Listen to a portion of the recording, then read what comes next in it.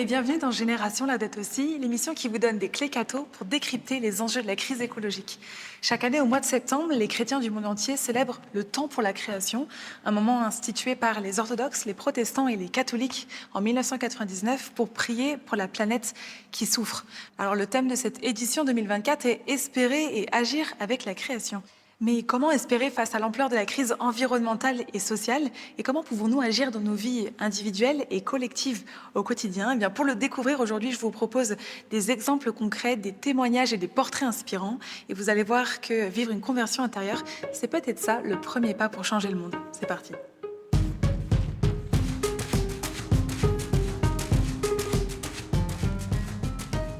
Vous connaissez peut-être cette phrase que l'on attribue généralement à saint Augustin: l'espérance a deux très beaux enfants, la colère et le courage, la colère en voyant les choses telles qu'elles sont, et le courage qui est nécessaire pour les changer.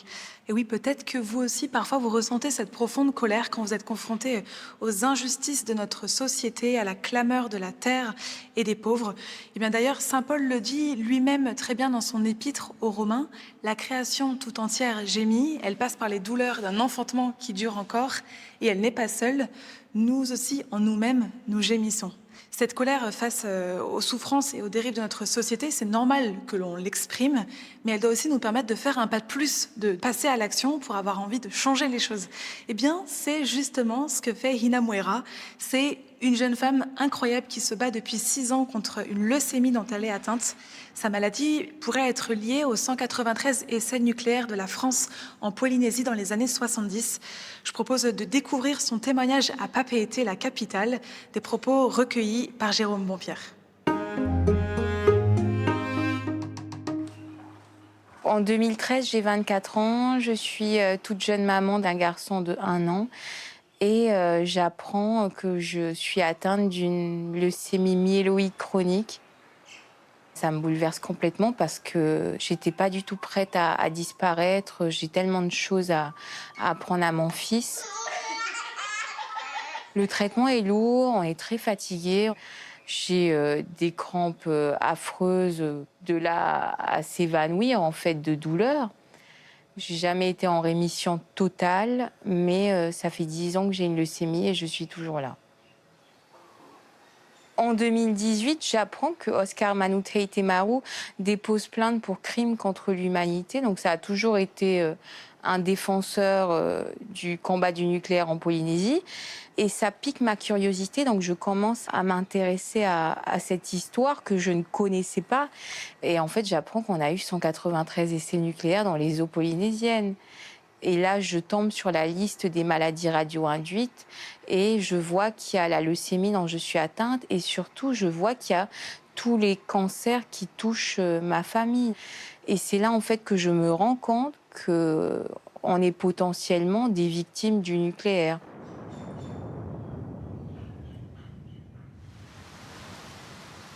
Quand j'ai décidé de m'engager, j'ai rejoint l'association 193 dont le père fondateur est Père Auguste. Et le 2 juillet, lors de la manifestation de l'association, il m'a invité à prendre la parole et en fait à parler de cette maladie et à témoigner. Donc c'est vraiment lui qui m'a donné l'impulsion et aussi le courage parce que je n'osais pas parler. Ça a touché énormément de gens. Et c'est là que ça a éveillé en moi quelque chose. Je me suis dit que ma parole pouvait éveiller d'autres consciences et faire changer. C'est là que j'ai décidé de continuer en fait de témoigner parce qu'en Polynésie, on n'ose pas forcément parler de sa maladie. C'est un sujet aussi qui est très tabou, le nucléaire. Donc je voulais libérer cette parole. Très vite, en fait, au-delà des manifestations sur le plan local, j'ai tout de suite compris qu'il fallait aussi alerter en fait une communauté internationale, les autres pays, d'où ma volonté de partir à l'ONU. Je suis ici pour dénoncer les tirs nucléaires perpétrés par l'État français en Polynésie. Tirs que j'ai connus jusqu'à mes 7 ans et dont mon peuple et moi subissons aujourd'hui les lourdes conséquences. À l'ONU, j'ai retrouvé les membres de Moro Aitato, dont l'avocat ou le président de l'Église protestante. Et ça a été très fort aussi pour moi parce que l'Église protestante, ce sont les premiers à s'être levés contre les essais nucléaires en Polynésie. Mon objectif principal demain, c'est d'être sur les listes électorales et d'être élu, de siéger à l'Assemblée et de faire entendre ma voix, on va dire, encore plus qu'aujourd'hui. C'est un engagement que je lâcherai jamais. Pour aujourd'hui, tous les malades que nous avons en Polynésie et surtout pour les générations futures. Et dans ces générations futures, j'inclus mes enfants et mes petits-enfants plus tard. C'est un engagement que je ne lâcherai jamais. Ce sont des mots très forts d'Ina Mouera. Merci beaucoup à elle pour ce vibrant témoignage. Alors, se faire la voix des jeunes générations, de ceux qui souffrent, qui sont laissés de côté dans la société, c'est ce qui motive Claudie et son épouse Marilyn en Guadeloupe. Avec leur association protestante, Claudie parcourt les quartiers défavorisés de Pointe-à-Pitre. Je propose de regarder ce reportage d'Andy Songo.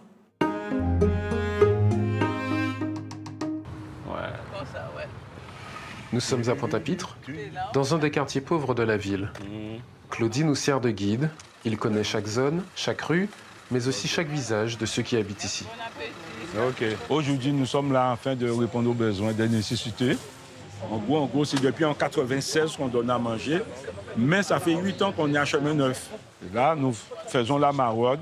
Alors, c'est la place de la Victoire, on ira à Bergevin, on ira à Louis VI, on ira aussi devant le CHU à Boissard. Des endroits que Claudie connaît bien. Dans ces rues où les SDF se réfugient, les rencontres ont lieu 2 fois par mois. Un rendez-vous très attendu, comme pour cet homme.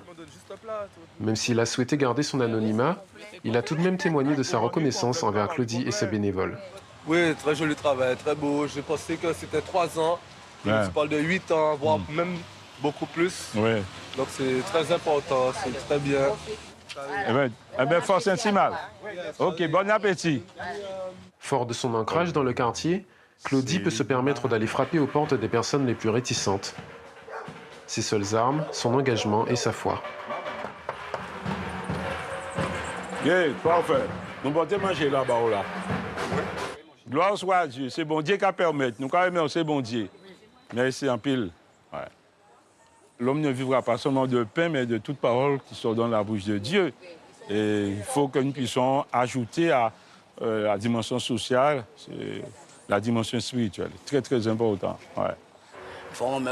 Son action dans ces ghettos de Pointe-à-Pitre a également fait naître des vocations. Bénévole depuis 6 mois, Anaïs a su trouver sa place au sein de l'association CAM.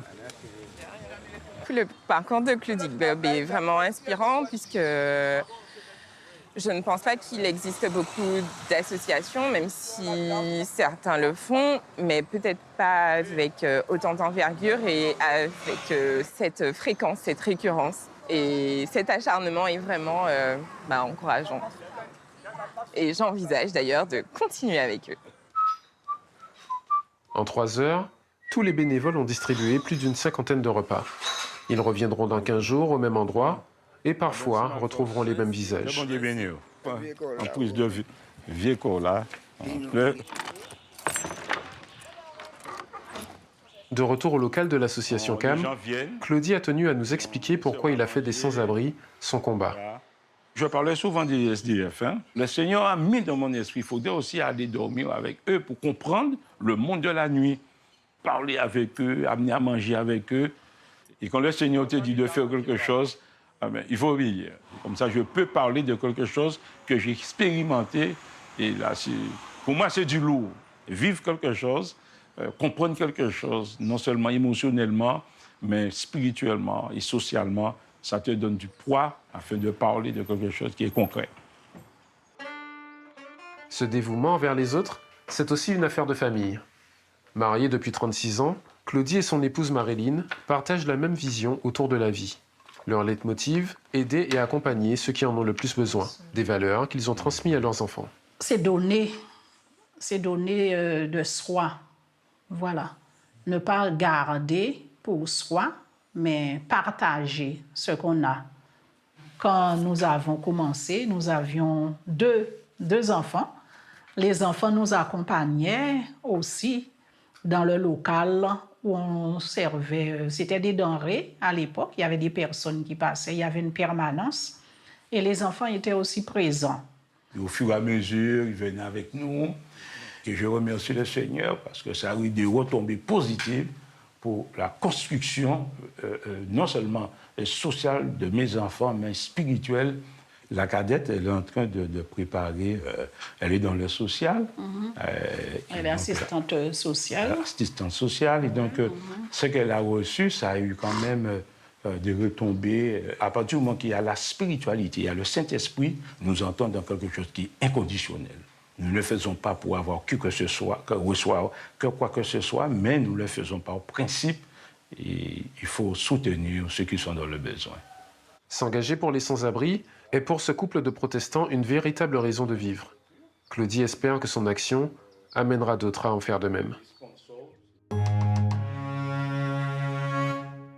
Cela fait près de 50 ans que Claudie se fait l'amie des plus pauvres et qu'il agit très concrètement pour plus de justice sociale. Eh bien, espérer et agir, c'est justement le thème de l'édition du Temps de la Création en 2024.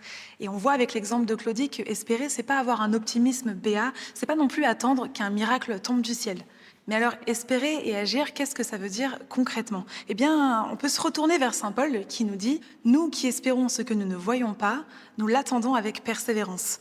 L'espérance, c'est donc c'est persévérer, c'est garder confiance et être persuadé que nos actions ont du sens, même si on n'en voit pas encore les fruits. De son côté, le pape François nous dit qu'une manière d'espérer très concrètement vis-à-vis de la crise écologique que l'on traverse, eh bien, c'est de vivre une révolution relationnelle. Alors, qu'est-ce que le pape entend par là? Eh bien, dans ses encycliques Laudato Si et Fratelli Tutti, il nous encourage à repenser 4 liens fondamentaux que l'on a dans nos vies. Vous savez, ça peut être à la fois la relation qu'on a à soi-même, la relation qu'on a aux autres, ceux qui nous entourent, la relation qu'on a avec Dieu et la relation avec toute la création. En fait, pour le pape François, c'est vraiment ça qu'on appelle l'écologie intégrale. Alors, je vous propose d'en découvrir une illustration très concrète à la Fondation des Apprentis d'Auteuil, une association qui aide près de 40 000 jeunes à travers le monde, des jeunes qui sont placés par les services sociaux, des jeunes en décrochage scolaire ou en difficulté.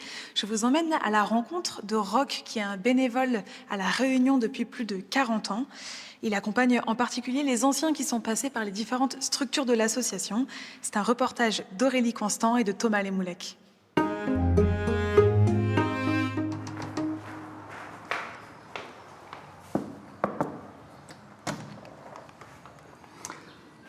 Bonjour Joël, comment ça va? C'est le jour de la visite. Ah, chez toi. Comment on fait? Ouais. On est bien content d'avoir une visite. On prend 16. Ouais. Ou mettre pas moi en pétition, là. Non. Mettre une chaise, c'est bon. Plusieurs fois par mois, Joël, cet ancien apprenti d'Auteuil, handicapé depuis 3 ans, peut compter sur les visites de Roch Posé, bénévole à la Fondation. L'une des missions pastorales de Roch, garder le lien avec les anciens. Pour lui, les apprentis d'Auteuil, c'est comme une grande famille et chaque membre compte. Roch a rencontré Joël il y a plus de 40 ans. Ah ben, il est mieux. Moi, déjà, quand je planifie, par exemple, une visite chez les anciens ou chez lui, déjà en planifiant, moi, il est content. je commence à sentir quelque chose, je suis heureux. Moi, c'est une grande joie de le revoir, de discuter avec lui, d'échanger, alors, qu'est-ce que tu fais, qu'est-ce que tu deviens, ça. Et après, lui, en face de moi, on sent ce contentement mutuel de cette rencontre. En fait, quand je viens chez un ancien, c'est comme si je viens chez un de mes enfants. Un sentiment réciproque, car pour Joël, Roch est la figure paternelle qu'il n'a pas eue étant petit. Ces visites sont très importantes pour lui.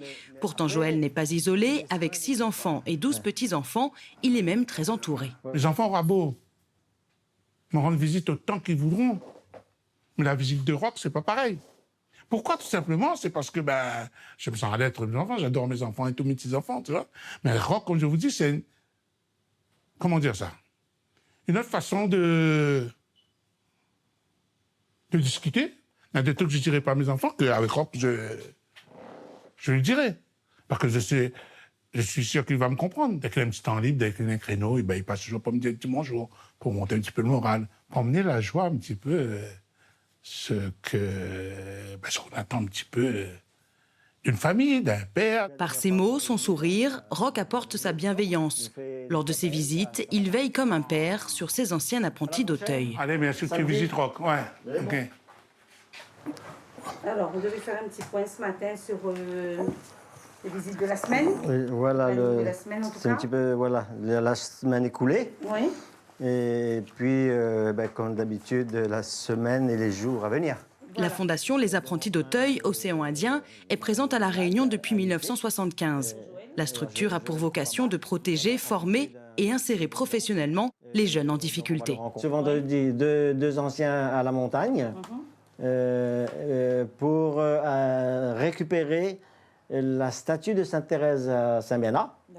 Roch a été éducateur pendant plus de 20 ans, puis chargé de l'accompagnement des anciens apprentis d'Auteuil pendant une quinzaine d'années. Maintenant à la retraite, impossible pour lui de décrocher, de couper le lien. On travaille avec l'humain, hein, donc c'est important d'avoir une continuité, une fidélité dans le temps. Ces visites font partie de notre mission, de notre mission, allons dire, éducative, sociale et bien évidemment pastorale. Chez nos anciens, les visites sont très importantes parce qu'on regarde, ils viennent vers nous ici, on les accueille, on les accompagne, mais quand on va vers eux, on va les visiter chez eux. Je veux dire, ça a un sens double. Parce qu'on est venu vers eux. Donc, un accompagnement depuis l'enfance jusqu'à l'âge adulte, quels que soient les parcours de vie. Nous retrouvons Roch chez Sébastien, un autre ancien apprenti d'Auteuil. Sébastien est sorti de prison il y a 6 ans, où il est resté 20 ans en détention. Pendant tout ce temps, Roch a toujours été présent. Il m'a toujours dit, quoi qu'il arrive, il ne va jamais me lâcher. Et c'est ce qui est arrivé jusqu'à maintenant. Ça fait déjà plus de 25 ans même. Mais on est content, quoi. C'est comme si on voit sa famille, alors. Quand il disait, je reviens dans 15 jours ou bien dans une semaine, on attendait toujours. Il ne vient pas quand même tout le temps pour vous faire la morale aussi. Il vient pour discuter, de vous parler un peu de tout, et ça fait que, ça fait du bien. Il a donné beaucoup de son temps pour nous, et on est beaucoup reconnaissant envers lui pour ça. Quand je le visitais, il me dit, si tu n'étais pas là, ma sortie, je ne la voyais pas comme je prépare là. La peur de sortir, la peur de d'autres rencontres, la peur de la vie, parce qu'il y a encore cette fragilité.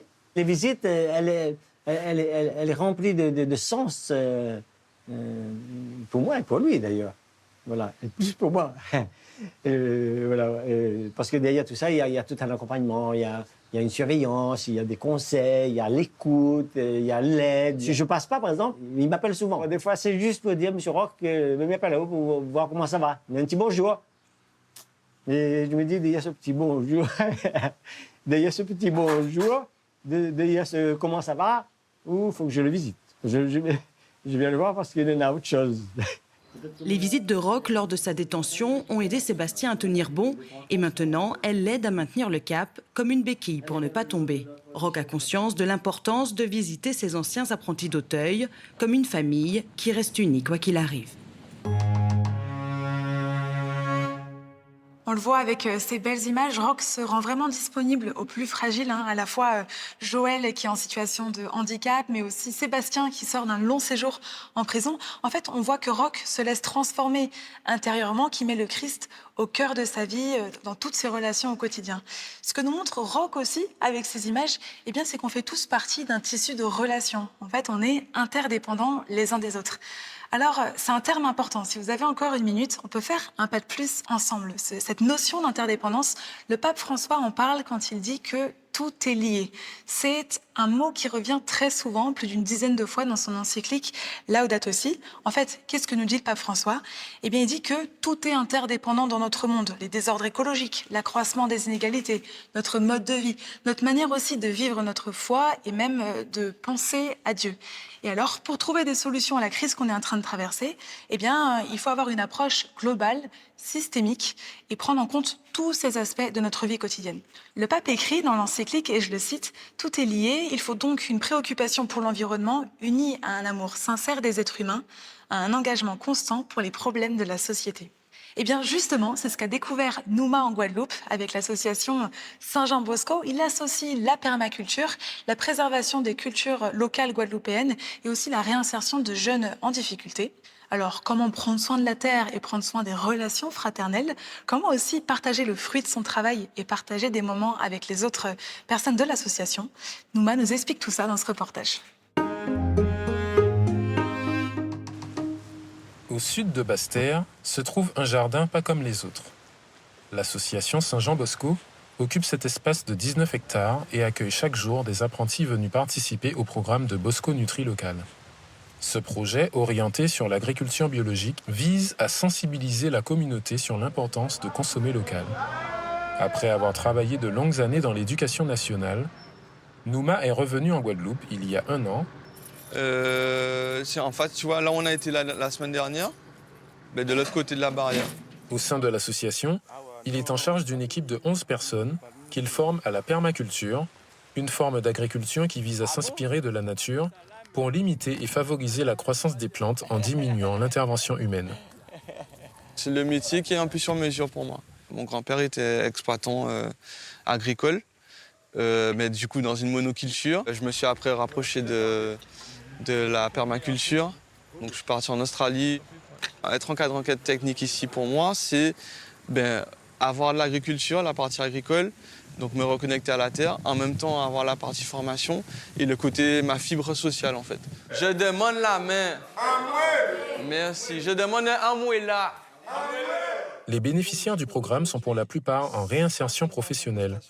En parallèle de leur formation, ils devront planifier un projet professionnel autour de leurs nouvelles connaissances sur l'agriculture locale. C'est le cas de Juliette qui, elle, a rejoint le programme depuis maintenant 1 mois. J'étais à la recherche d'un emploi et je voulais un petit peu plus manger local et je me suis insérée là-dedans aussi pour ça. On plante des plantes médicinales, des plantes ornementales et des fruitiers. J'ai appris à reconnaître des plantes que je ne connaissais pas. Pour moi, à mon avis, c'est mieux de consommer local. Je constate que les trucs deviennent chers dans les supermarchés. J'ai appris le système de paillage.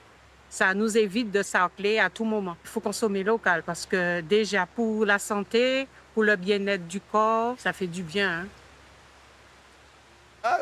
Au sein du programme, Nouma a à cœur de réhabiliter une manière ancestrale de consommer local, le jardin créole. Le jardin créole, c'est un modèle de permaculture avant que la permaculture n'apparaisse. C'est-à-dire que nos anciens, nos ancêtres, utilisaient déjà des techniques qui permettaient, dans un petit espace, d'avoir tout ce dont on a besoin en fait, dans la vie. Si ce concept offre une source alimentaire durable et variée, ce n'est pourtant pas son seul avantage. Pour moi, c'est un modèle de vivre ensemble, en fait. Parce que dans le jardin créole, on retrouve toutes les cultures qui font la Guadeloupe aujourd'hui. Il y a vraiment cette dimension de prendre l'écologie dans tous ses aspects. Et donc, du coup, de se reconnecter à soi-même par le jardin, de s'ouvrir aussi aux autres, parce qu'on travaille ensemble dans ce projet, à repenser, en fait, notre rapport avec l'autre et notre ouverture au monde et notre lien avec le divin. Pour les bénéficiaires, cette ouverture aux autres se travaille aussi à travers la relation client. L'association fournit régulièrement les commerces et les restaurants de la région, leur permettant ainsi de faire connaître la qualité de leurs produits. Là, on va livrer un magasin bio. On a une histoire particulière avec eux parce qu'on les a suivis depuis qu'ils ont commencé. On a aussi beaucoup travaillé avec eux parce que justement, l'idée c'est de pouvoir faire en sorte que nos salariés ils voient aussi l'aboutissement de leur travail. Donc ils ont la récolte, ils ont la vente directe auprès des restaurateurs. Qu'est-ce que vous m'avez amené de beau aujourd'hui alors? On t'a emmené 2 bottes de basilic. Ouais. Ce restaurant situé à Gourbert privilégie une consommation locale avec des produits issus d'une agriculture raisonnée. Comme toujours, hein. De toute façon, ça change. Ce partenariat avec le programme Bosco Nutri Local s'intègre dans une démarche de développement durable. On t'a emmené les caramboles. J'ai choisi Saint-Jean Bosco parce que c'est déjà du local, du bio, de l'associatif. Chaque semaine, je trouve toujours quelque chose à leur commander. préfère ne pas faire les légumes qu'on peut entendre de saison et avoir que ce qu'on me propose que d'aller en acheter autre part. C'est fantastique en fait de cuisiner ce que nous on plante et de déguster surtout, c'est ça qui est plus primordial. On savoure ce qu'on a planté. En fait. On sait ce qu'on mange, on sait ce qu'on fait. Aujourd'hui, de plus en plus de restaurateurs font le choix de produits du terroir. Consommer local est de plus en plus recherché et l'association Saint-Jean-Bosco s'appuie sur cette attente pour conjuguer réinsertion sociale et culture biologique.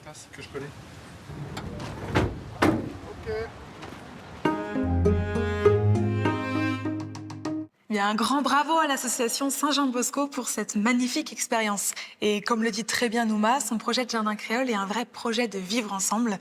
Dans ce projet, il soigne les 4 relations, la relation à soi, aux autres, à la création et à Dieu.